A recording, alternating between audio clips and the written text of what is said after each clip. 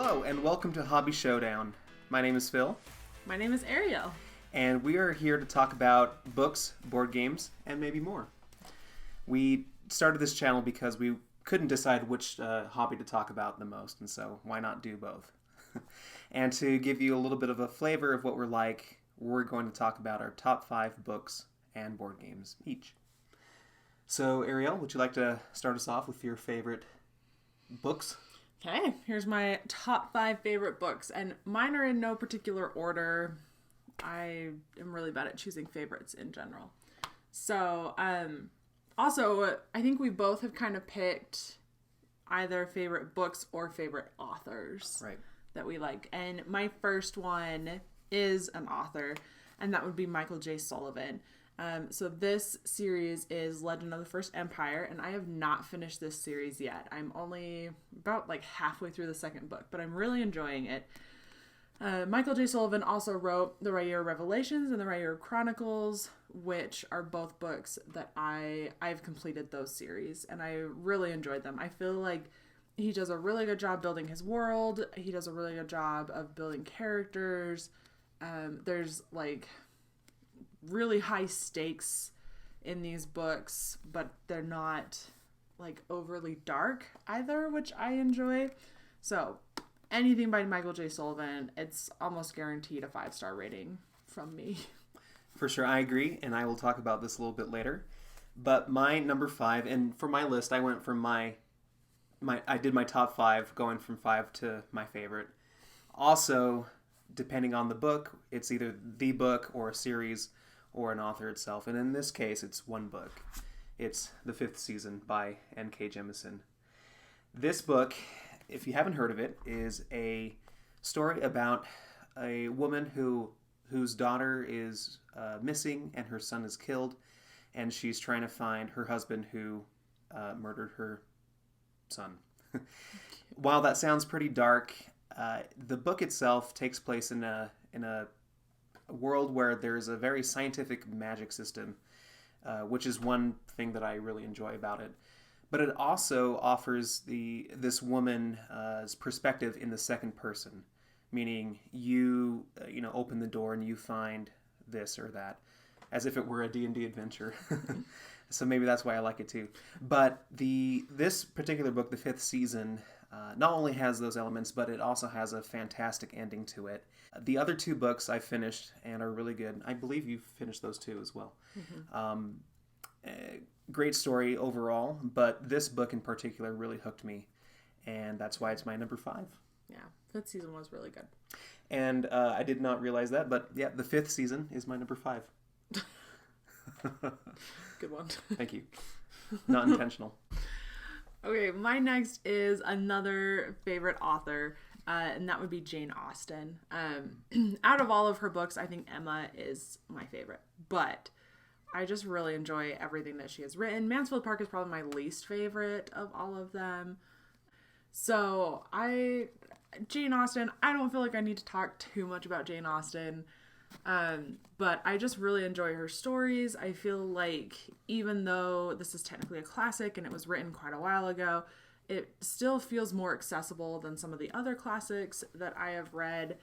And I did, quite a few years ago, I did make Phil read Pride and Prejudice, and I definitely got the short end out of our agreement, because our agreement was Phil would read Pride and Prejudice and I had to read the Wheel of Time series, which is a 14-book series, and it is not short. These books are big. Sure. So I think that Phil will need to finish Jane Austen, every novel that Jane Austen has written, in order to make that a fair trade-off. Sure.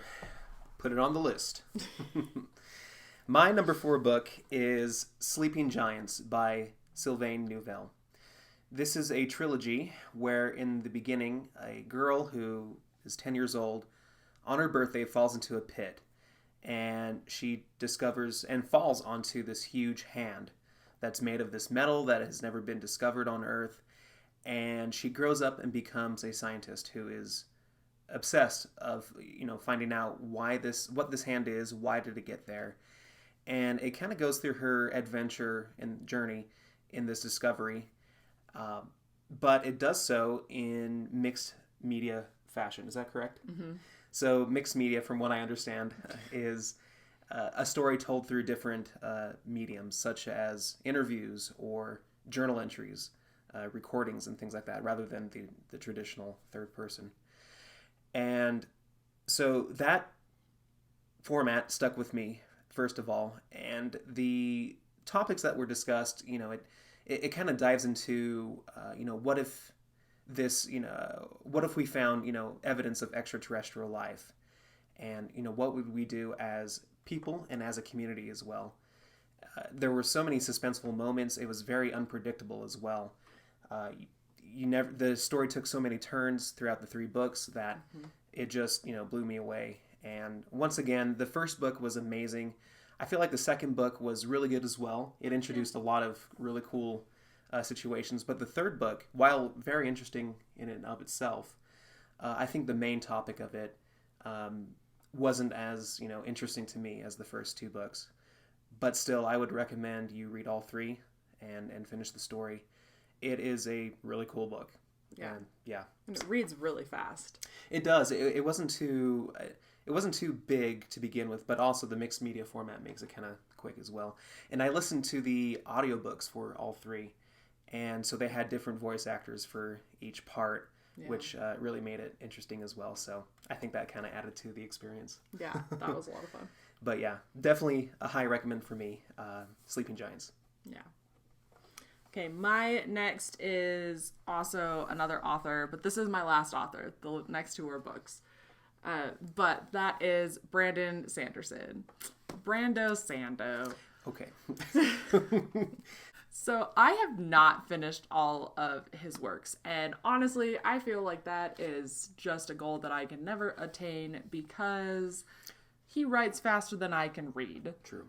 So... But I feel like I've caught up to all of his works, but I still feel like I'm missing out because he's putting out so much material. I don't think you're caught up to all of his works. Well, all of his Cosmere works I am. Oh, that's another distinction there, yeah. So Brandon Sanderson, he mostly writes fantasy or sci-fi.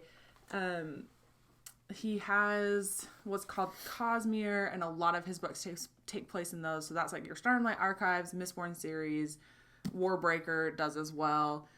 This is actually a standalone, and I did quite enjoy this one. But I just really like his magic systems. I feel like they're more complex to where, like, sometimes I don't fully understand it, but they also feel not complex as well. They're explainable. Yes. And he does tend to explain a lot of his material as well. He does. But I find that interesting, and spoiler, I will talk about this particular author more a little bit later. But he does tend to explain it up front. He does. Rather than have you kind of discover it on your own. Yeah. But there is some hand-holding that goes on. But I'm totally okay with that. I don't have a problem with that. Yeah. But yes, basically anything Brandon Sanderson writes is also just a guaranteed 5-star book from me. For sure. My number 3 book is The Emperor of All Maladies by Siddhartha Mukherjee. This book is obviously not fiction. It is a historical retelling of the history of cancer and our understanding and progression of treatment and knowledge of what cancer is. This is written by a physician. He's an oncologist. I'm also a physician. I'm a pathologist, and so in a different light, I do deal with cancer pretty much on a daily basis. And so for me, as I listened to this during med school, it really enlightened my knowledge on cancer and made me appreciate the magnitude of this disease that we are battling today and how much we still need to learn about it, even though we've learned so much already. And this particular book did it in a way that was, I think, elevated compared to your standard like history textbook. It delivered this message in a very narrative style. Siddhartha also included a lot of his patient experiences and his own clinical practice as well, making it more real. And so it was a very interesting read for me. So I also listened to this as an audiobook, and it it was very entertaining for me as such. And I should explain, I do tend to listen to most of my books through audio as I'm driving to work or otherwise. Yeah, the audiobook was great, and the book was fantastic. And of course, this won't be, interesting to everyone, as it being more historical and nonfiction, but still a really good read if you are interested in the history of cancer. My next favorite book is Daughter of the Forest by Juliet Marillier. This book is a historical fantasy, and it takes place in Ireland. So it follows Sorcha, and she is the 7th child of a 7th son, and she has 6 older brothers. Her father marries someone who turns out to be a witch, and she turns Sorcha's brothers into swans. And so Sorcha, this is about her. Oh, that's why there's a swan on the book. Okay, that makes sense. Doesn't it, though? Yeah. Yeah. The more you know. So this book follows Sorcha and her journey to break a curse. And one of the things that I really like about Juliet Marillier is I'm more of a plot-driven reader. And so the first, 100 pages or so of this book were pretty difficult for me to get through at the beginning because she spends a lot of time building up her characters, and then the plot really took off. And I felt like having that groundwork with the characters allowed for a more fast-moving plot later, and it just is completely addicting. So good. I loved this book. So my number 2 book is actually an author as well. It's Michael J. Sullivan. Surprise. This is Age of Empire. This is his last book, the 6th book in the Legends of the First Empire series, which is my favorite. But I also have read the Rhaenyra Revelations and Chronicles as well. And altogether, I highly recommend Michael J. Sullivan's work. Once again, he approaches traditional fantasy with a slight twist, using men, elves, and dwarves, dragons, in a different way. The story itself is really good, both with what's going on here in the Legends of the First Empire, which takes place a couple thousand years before the Rhaenyra Chronicles, which talks about Royce and Hadrian, which we can talk about another day. But the way that he writes is very approachable and accessible. I love the character work as well. Sometimes I feel like authors, they tend to go into a lot of detail about what's going on in a character's head, or they describe the scene, and I feel like I start to lose interest, for the most part, and mostly Robert Jordan and his works. But I feel like the way that Michael J. Sullivan does it is very interesting to me.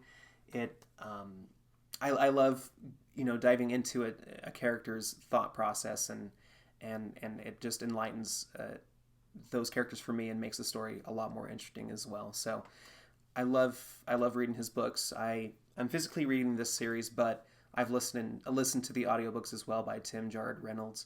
Yeah. Fantastic narrator. He did a good job. He did a great job, and so if you have the chance to listen to that too, I recommend it. But anything that you can pick up from Michael J. Sullivan is a high recommend for me. For sure. Yep. Yeah. Okay, so my last favorite book is The Witchwood Crown by Tad Williams.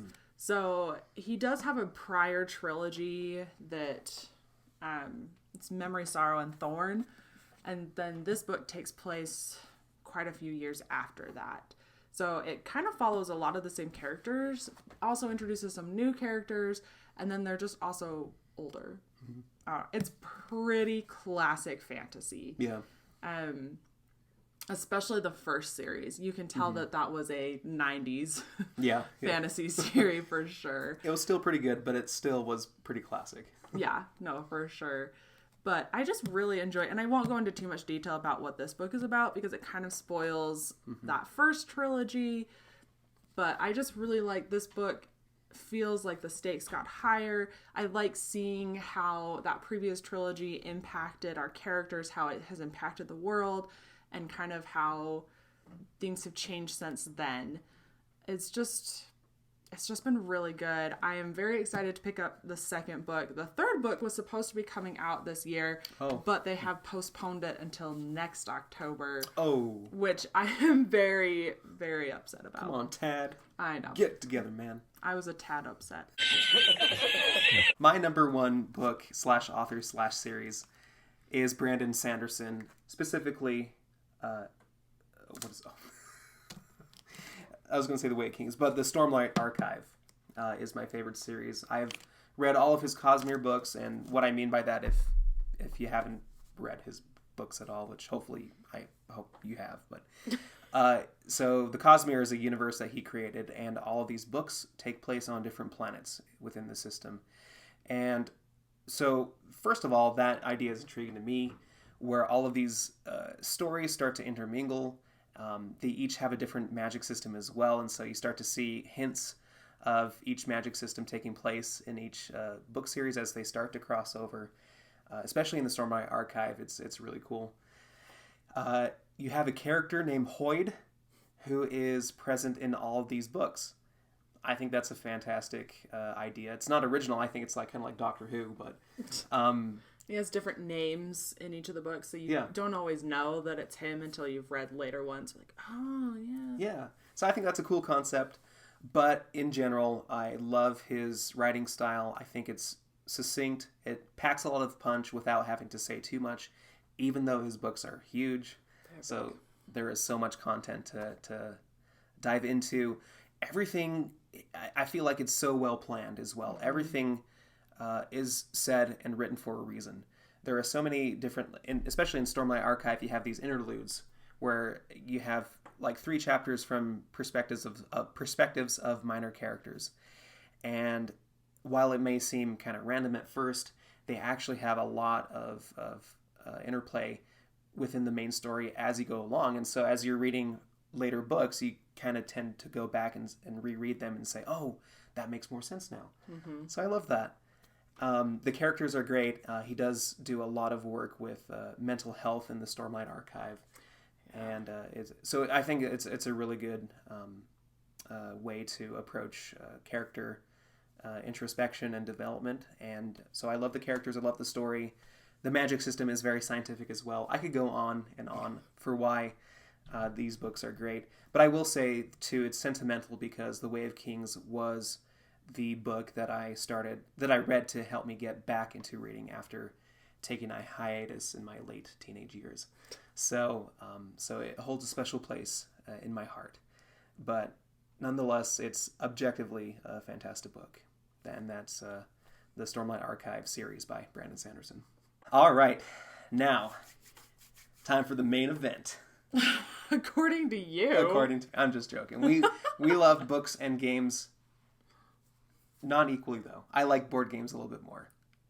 So we're going to talk about our top 5 board games, starting with me. I think I did mine the same way, going from 5 to 1, but you did yours just top 5 in general, right? Except for my last one. Okay, I do have a favorite game of all time. Okay, perfect. In this pile. So my top 5. My 5th favorite game is La Granja. This game is a no surprise farming game. I love farming games for some reason. It's a very relaxing theme to me. But this game approaches it in a way that I love. It has multi-use cards. And so you use these cards to either have special powers that you can use on your farm, but you can also use these cards to grow your farm, so you can harvest grapes or wheat. You can put them to the other side of your farm where they'll act as breeding pens for your pigs or increase your income. But they also have a spot that you can play where you can fulfill orders based on the harvest that you obtain. And so you're basically putting these cards down on your tableau in such a way to kind of build an engine of resources to either deliver to these cards that you have, or to the main board where there are certain market spots that you can deliver to. And so there's a lot of different strategies that you can use. Every game will feel different because you have different cards and therefore different powers that you can build off of and create these combos and engines. And so it's such a fun game to me. I play it. You can play it for free on Board Game Arena online, and I've had a lot of fun just playing that with random people. So hopefully I'll add this to the collection soon and have some more fun with that. So that's my number 5, La Granja. One of my top 5 favorite games is The Crew. It's a good one. This is a co-op trick-taking game set in space. In case Whoa. you can't tell. Excuse me. Space! Does that theme scare you? It's a little more intense than farming. I think so. I think the grandeur of space is a little above my belt.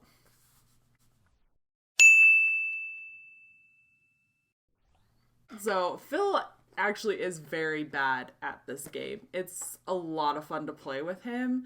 If you actually want to play it to win, he is not the person that you want to play with. It is co-op, so yeah. Yeah. I just don't invite me to the crew night. So. But it's a lot of fun. So there's 51 missions, Yes. correct? Mm-hmm. Yeah.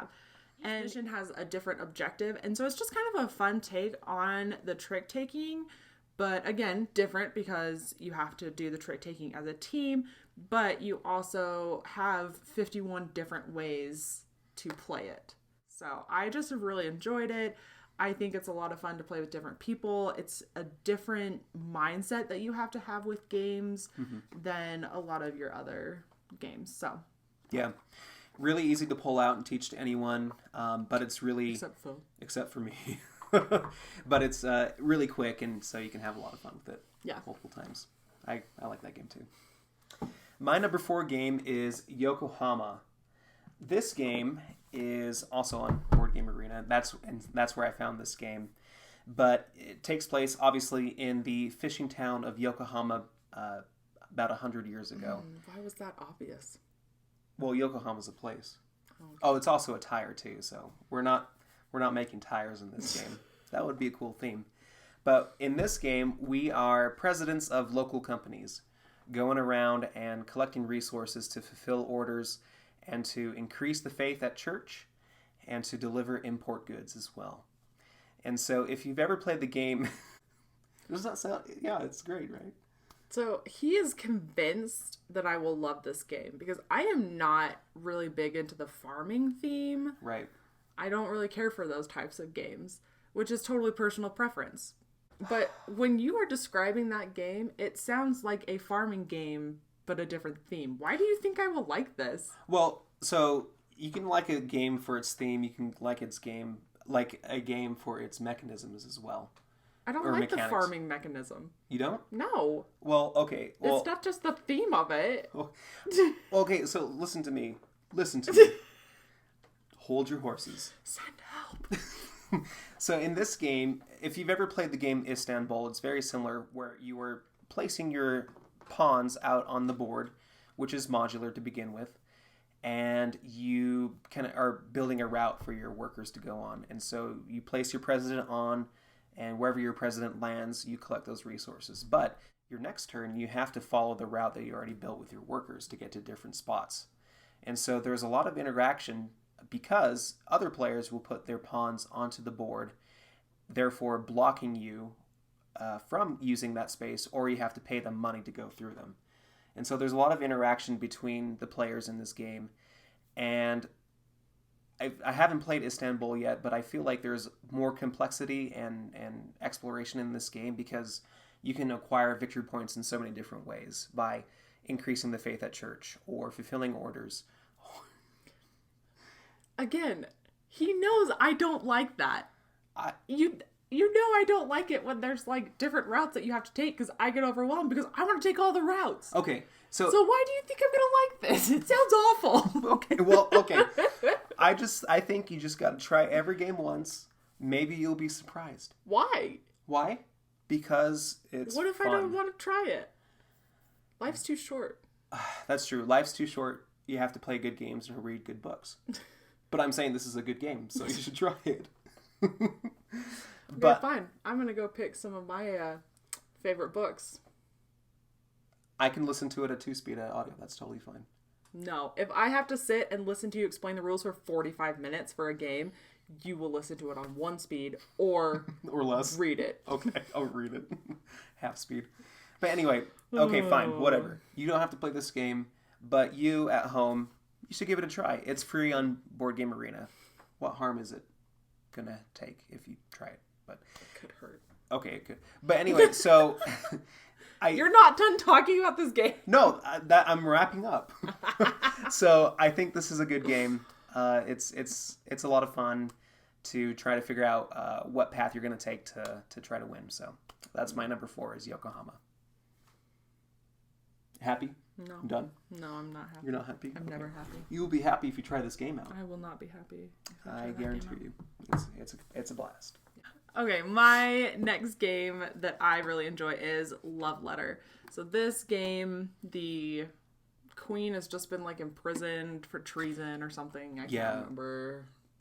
It takes place in a family of or like a story of games where some events led up to this queen being detained or something. So I'm totally interested in playing the games just to figure that out. Like the Tempest games, I think is what they're called. But yeah, we own another one. We do, yeah. We haven't played it yet though. Well, but anyway, so you are trying to get your love letter to the princess first. So there are, depending on if you play this round, which has a party pack, Z-Man just released a new edition of it, which I believe goes up to 9. And also has 0. So it kind of depends on how you're playing. Your options are from 0 to 9, 1 to 8, 0 to 8. Oh, the cards themselves, not player count. That's what I was thinking for some reason. Okay. Yep, 0 players can play this. It's like, no. No, they can't.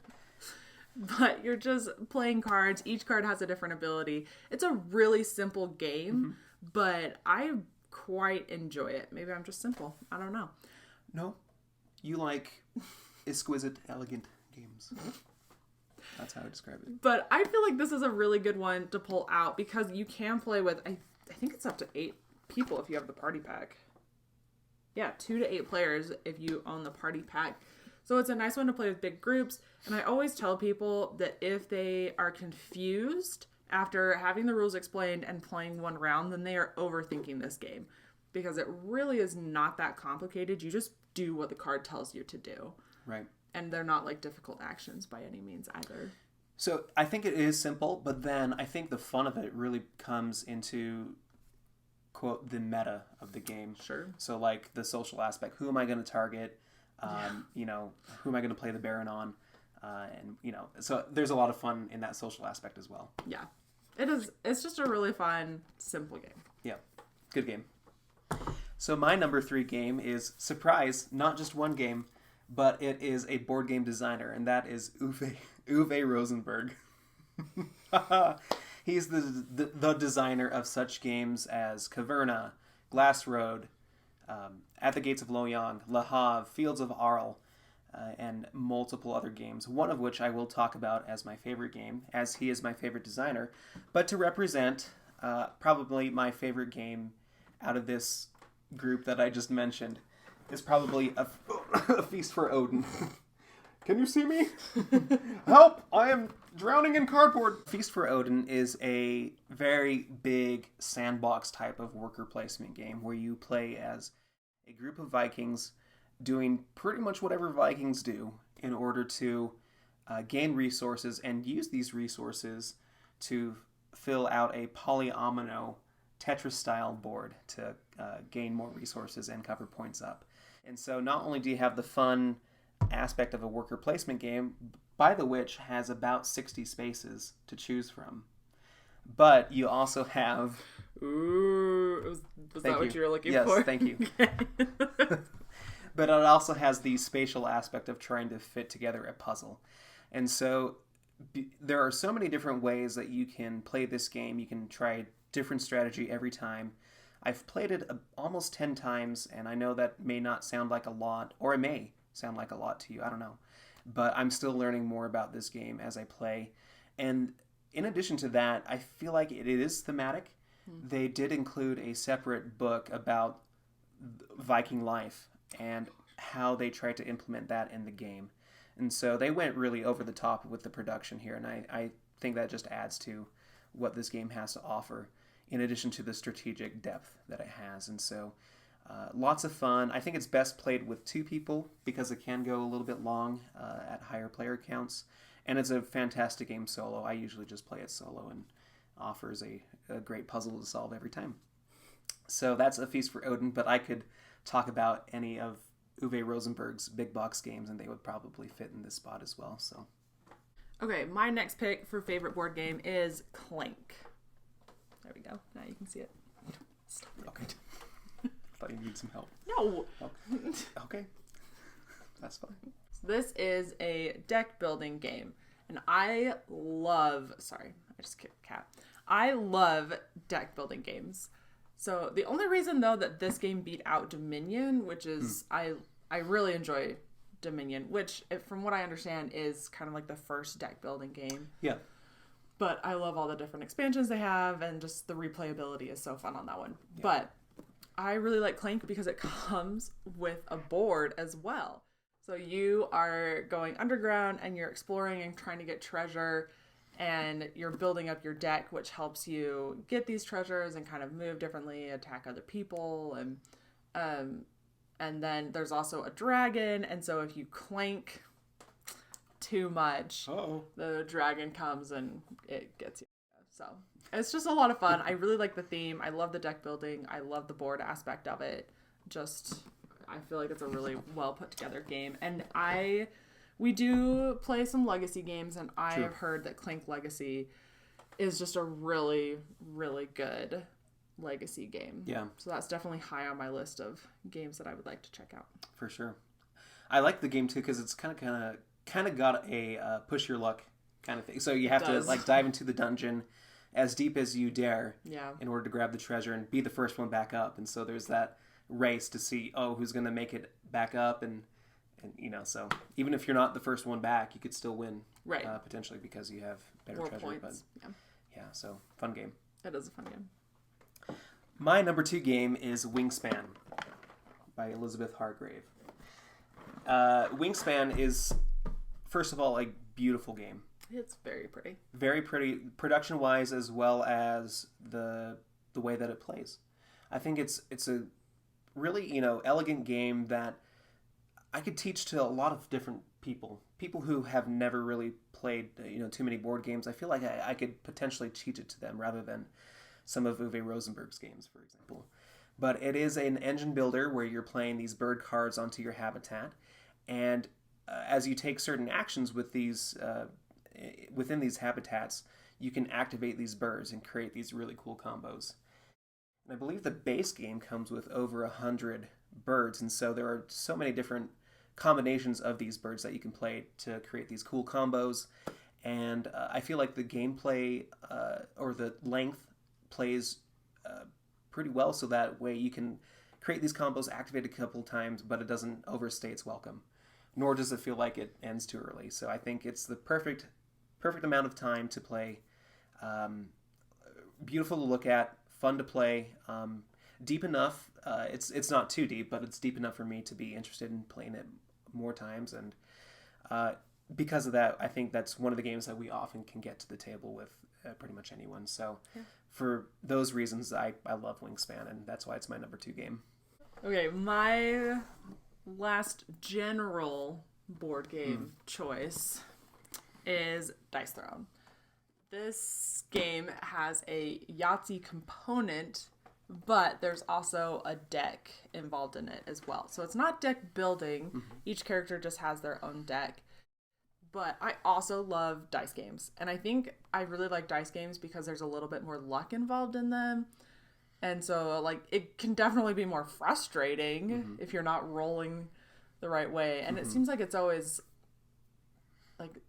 there's a day where you just have really bad rolls. It's not like one bad roll and then some good rolls and a bad roll. Yeah. Either or. Yeah. Take it or leave it. Yeah.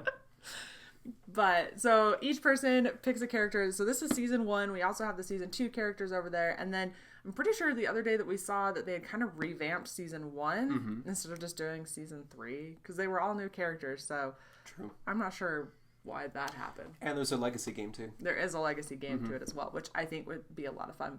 Yep. But so each character has their own powers. You get your own little board. And so the way that you're rolling, you can use your powers to then attack another person, kind of amp up your shield, and it's just a lot of fun, and I really enjoy this game. I like this game too because you can play it 1v1, 2v2, 1 versus 3 if you wanted to, I guess. You can really modify the game and kind of include different player counts, and so I think that's pretty neat. So it is. Good choice. Thank you. Yeah. Glad that you approve. I do. Stamp of approval. Great. My number one game. Oh, God. Agricola. It's got farming. It's got animeeples. But it's got boredom. It's got a board. But there is no boredom involved, and let me tell you why. So, first of all, also a sentimental pick as well. This game, while we've played board games throughout our marriage and of different varieties of games and complexities, but I feel like this one clinched it for me as far as medium-heavy Euro board games. I feel like that's kind of my sweet spot now.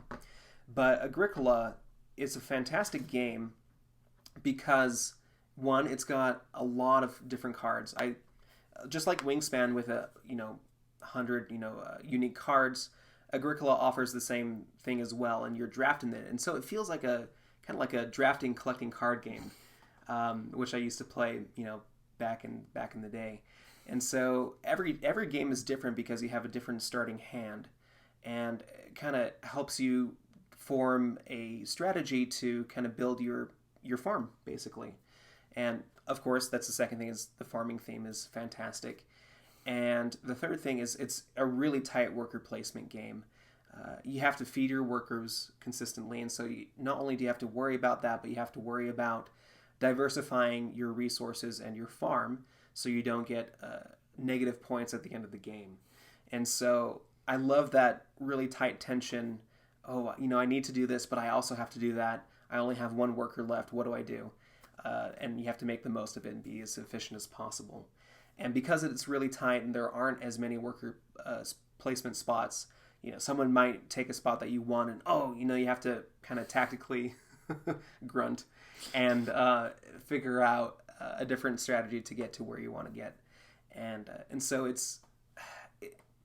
I feel like it's a kind of a tournament style game, something that you can get really good at, and that's kind of what appeals to me as well.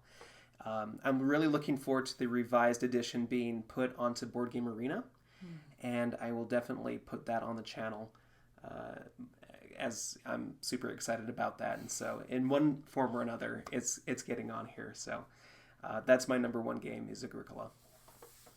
Okay, so my number one game is vastly different to Phil's. Yeah. I'm looking at it right now, and vastly different. You like this game, though, don't you? I do. Go ahead and say your piece, and I'll follow up. I didn't follow up on any of your games. You've made some remarks along the way. Don't deny it. I didn't. I didn't deny it. So... Yeah, whatever. Okay. So my number one favorite game is Magic Maze. This is another co-op game. We don't always do well with co-op games. We typically end up fighting more during co-op games. Yeah. Elder Sign, that one did not end well. Yeah. We should pull that one back out. I think, yeah. Yeah. We should. But this co-op one is a lot of fun. So you are in a mall and everyone gets to pick one of the characters. Where's the other one? Oh, he's down there. Man, he is gone. Oh, yeah. But everyone picks... They don't pick. Everyone is these four characters. You're in a mall, and you have to steal an item that is specific to each character. So the board actually changes every time you play it, which is really nice for the replayability aspect of it. And you're not allowed to talk, which is what makes this game fun. So each person has a direction that they are in charge of moving someone. There's also special powers, such as being able to move someone up an escalator. You can warp... there you go. Different places. You can go through little tunnels, things like that, Yeah. So, and then you also have a timer, and you have to flip the timer over at the right point in time. But you have to do all of this while you're not talking. Yeah. So, I don't know. I just think that this game is a lot of fun. Every time we play it, it just, to me, ends in lots of laughing. Yeah. I don't think we've ever like gotten mad at anyone while playing this game. Not like legitimately mad. Just lightly frustrated. So my piece is, one good thing about this game is that it teaches you the rules slowly. I feel like, so there is kind of a final end game to it with all the rules, but so you have to play different scenarios to get there. And so I feel like we're always starting this game off with different people, and therefore, to make it as simple as possible, we're playing it with the beginner rules, basically. It's true. We haven't actually ever made it through all of the different scenarios. And so I've kind of lost interest because, you know, if we're going to keep playing the basic rules, then, you know, I don't know. I haven't tapped into the potential that this game has to offer. So I think, at least us two, maybe, we can try to, you know, to play it as you know, play with the full rules as well. But that's all. I think it's a great game. It's a lot of fun to play with different people. It's real time. It's stressful, but it's fun. It is. And yeah, it's a good time. Yeah. So that wraps it up. So thank you for watching this video on the Hobby Showdown, our inaugural video.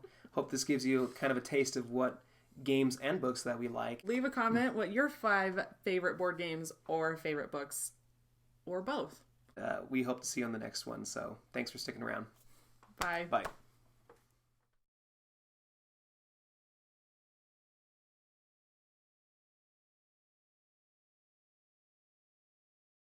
Hello and welcome to the channel. Hobby Showdown is the name. Hobbies are our game.